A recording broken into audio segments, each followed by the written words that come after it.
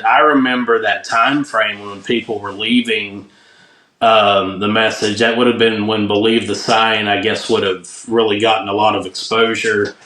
Well, for like sort of me in my neck of the woods and the church I was going to at the time. And, there it was this sort of this thing of, it wasn't like people were saying like they were making fun of people for finding themselves.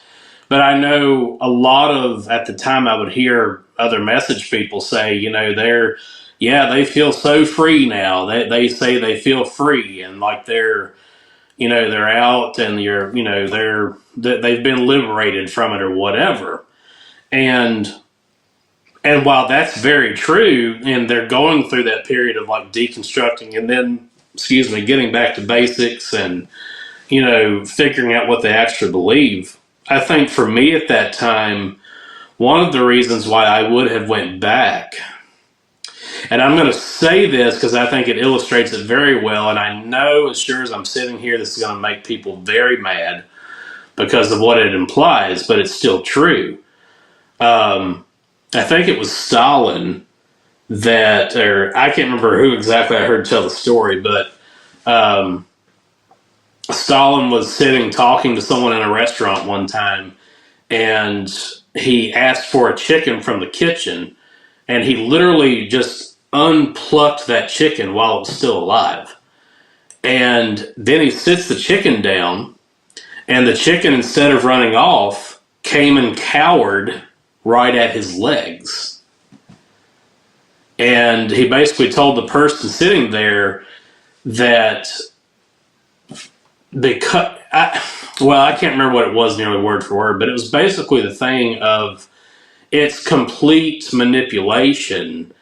And when you've taken that identity away, and then you're making it what it's supposed to be or what you want it to be, then, that the chicken's not going to go anywhere because it doesn't know where to go. It doesn't even really know what it is without standing there. Yeah. At the time, to some degree, it really was kind of like, well, what do I do now? But without that identity, then I ended up going back. And like you say, the critical thinking piece, I really don't think even most message people really even understand that. And that's not even, I'm not even really saying that about message people per se. That can be a lot of people in our culture today. All you got to do is look at politics for 5 minutes and see how people are manipulated. Yeah. But at the same, the problem is that you can't even really see what you're in. And then if you do start to see it and you step out of it, the problem is that you're so used to that. And even though it is an anti-biblical structure, message people really need to just go read some church history. There are tons of wonderful lectures free on YouTube of different teachers and theologians giving free church history lectures. And, even though you're in a modalistic structure, that's what it would have been when I was in the message group that I was part of. It's modalism, which is a heresy. There's all these different things. And so even though you're in this bad spiritual structure, at the same time, it's still a structure. And if you don't have a structure to go to, then it's, depending on where you are in life, it's the equivalent of stepping out of a boat into a hurricane. And at that point in life, that's sort of what it was for me. And let's see, I guess to sort of go ahead and move into that next zone of life, so to speak, I did end up going back and,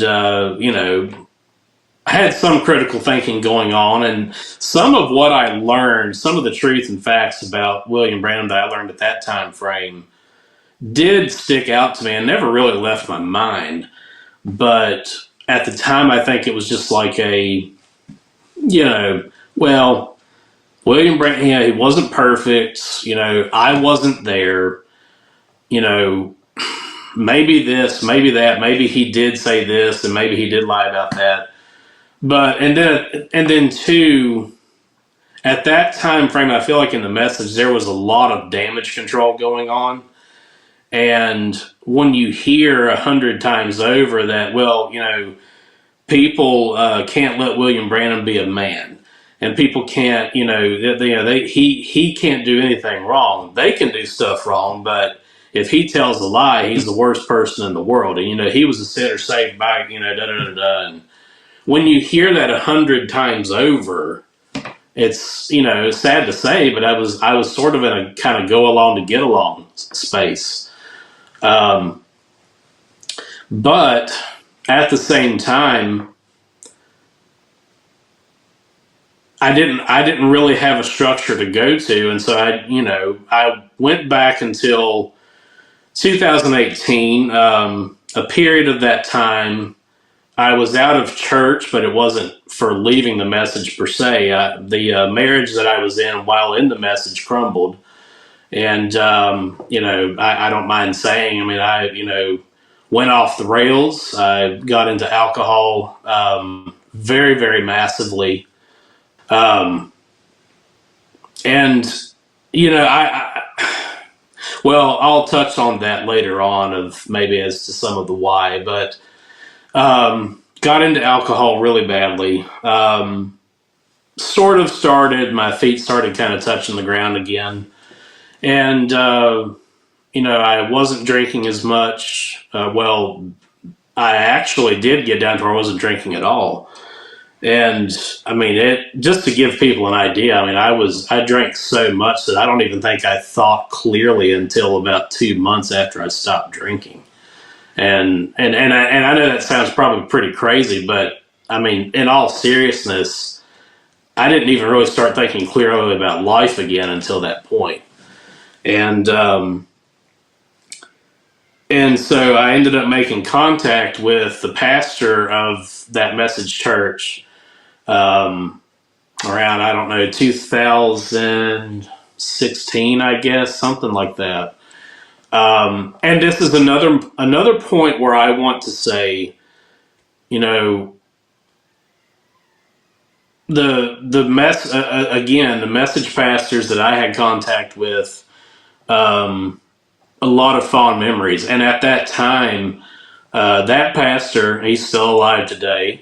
I mean, if he saw this, he would know I was speaking about him. At that point in my life, he was an incredible help to me. And I still, I was trying to believe the message and all that.